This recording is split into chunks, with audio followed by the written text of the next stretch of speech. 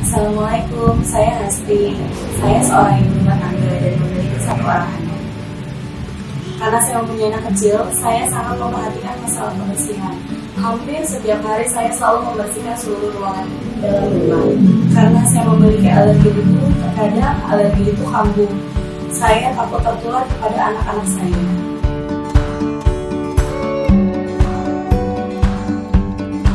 Alhamdulillah, suami saya memberikan madu Likasma, madu yang diformulasikan secara herbal untuk menyembuhkan berbagai macam penyakit saluran pernafasan.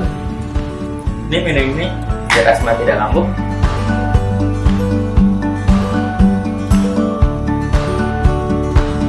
Likasma terbukti ampuh untuk mengobati berbagai macam penyakit seperti asma, batuk, dan mengobati saluran pernafasan.